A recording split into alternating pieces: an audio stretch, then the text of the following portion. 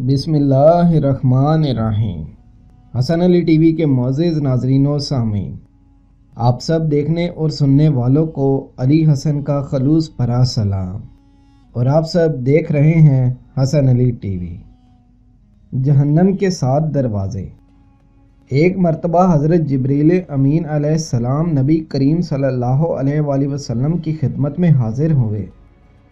آپ نے دریافت کیا کہ اے جبرائیل، جہنم کے جو دروازے ہیں وہ اسی طرح ایک سطح پر کھلتے ہیں کہ جس طرح ہمارے مکانات کے دروازے ایک سطح پر کھلتے ہیں یا اوپر نیچے کھلتے ہیں۔ تو پھر حضرت جبریل امین علیہ السلام نے جواب دیا کہ دوزخ کے دروازے اوپر نیچے کھلتے ہیں، اور جہنم 7 منزلہ ہے، اور ہر 2 منزل کے درمیان 7000 سال کی مسافت ہے۔ ہر نچلی منزل بنسبت اوپر والی منزل کے زیادہ شدید گرم ہے۔ اسی طرح سب سے زیادہ ہولناک عذاب سب سے نچلی منزل میں ہے، اور اس سے کم دوسری منزل میں، اس سے بھی کم تیسری میں، اور سب سے کم 7ویں منزل میں ہے۔ آپ صلی اللہ علیہ وآلہ وسلم نے فرمایا کہ اے جبرائیل، یہ ان 7 منزلوں میں کون کون سے دوزخی داخل کیے جائیں گے؟ تو حضرت جبرائیل علیہ السلام نے عرض کیا کہ جہنم کی سب سے نیچے والی منزل میں منافقین کو ڈالا جائے گا، اس کے بعد دوسری منزل میں مشرکین کو ڈالا جائے گا، اسی طرح تیسری منزل میں صابیوں کو ڈالا جائے گا۔ یہ بھی ایک کافر فرقہ گزرا ہے جس کا قرآن مجید میں بھی ذکر کیا گیا ہے، غرض کہ اس میں صابی ڈالے جائیں گے۔ چوتھی منزل میں مجوسیوں کو ڈالا جائے گا، یعنی آتش پرستوں کو، اور مجوسیوں کا شعار ہے داڑھی منڈانا، مجوسیوں کا شعار ہے موٹی، اور ان کو بھی یاد رکھنا چاہیے کہ ہم ایسا کر کے کن کے نقش قدم پر چل رہے ہیں۔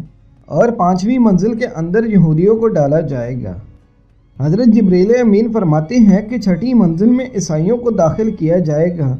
یہاں تک بیان کرنے کے بعد حضرت جبریل امین خاموش ہو گئے۔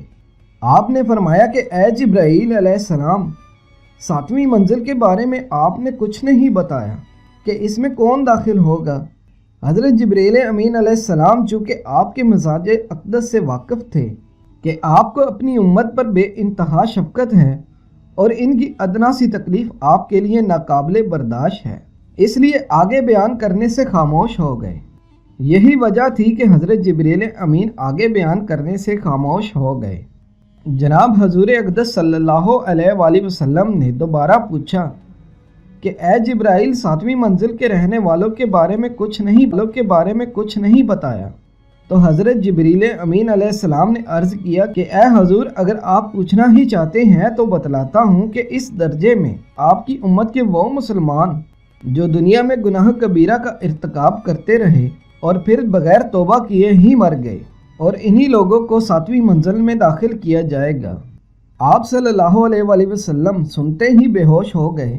جب آپ صلی اللہ علیہ وآلہ وسلم ہوش میں آئے تو فرمایا کہ اے جبرائیل، تم نے میری مصیبت بڑھا دی اور میرے غم کو زیادہ کر دیا۔ کیا واقعی ہی میری امت کے گناہ کبیرہ کرنے والے اس میں داخل کیے جائیں گے؟ حضرت جبریل امین علیہ السلام نے عرض کیا کہ ہاں، آپ کی امت کے وہ لوگ جو کبیرہ گناہوں سے توبہ نہیں کریں گے اور بغیر توبہ کے ہی مر جائیں گے، تو اس 7ویں منزل میں جہنم کے اندر داخل کیے جائیں گے۔ یہ سن کر آپ رونے لگے، اور آپ کے ساتھ حضرت جبریل امین علیہ السلام لگے۔ تو آپ صلی اللہ علیہ وآلہ وسلم نے فرمایا کہ اے جبرائیل، تم کیوں روتے ہو؟ تم تو روح العالمین ہو۔ انہوں نے عرض کیا کہ مجھے یہ خطرہ ہے کہ میں کسی آزمائش میں اس طرح مبتلا نہ ہو جاؤں کہ جس طرح ہاروت اور ماروت مبتلا ہو گئے تھے۔ مجھے اس آزمائش کے خوف نے رلا دیا ہے۔ پھر اللہ پاک نے وحی بھیجی کہ اے جبرائیل اور اے محمد صلی اللہ علیہ وآلہ وسلم، میں نے تم کو جہنم سے دور کر دیا ہے، لیکن پھر بھی بے خوف نہ رہنا۔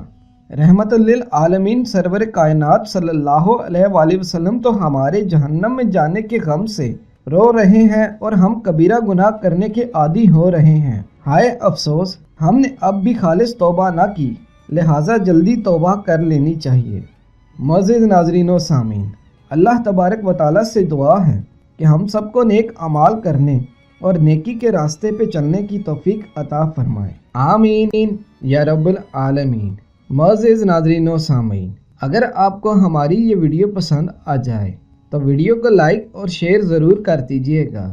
ہمارے چینل کو سبسکرائب کر کے ساتھ میں موجود گھنٹی کے بٹن کو بھی ضرور دبا دیں تاکہ ہماری ہر نئی آنے والی ویڈیو آپ کو سب سے پہلے مل سکے۔ سانسوں نے وفا کی تو اگلی بار ایک اور ویڈیو لے کر آپ کی خدمت میں ضرور حاضر ہوں گا۔ تب تک کے لیے ہمیں دیجیے اجازت۔ اللہ تبارک و تعالی آپ سب کا حافظ و نگہبان۔ ہنستے رہیے اور ہمیشہ مسکراتے رہیے۔ السلام علیکم ورحمۃ اللہ۔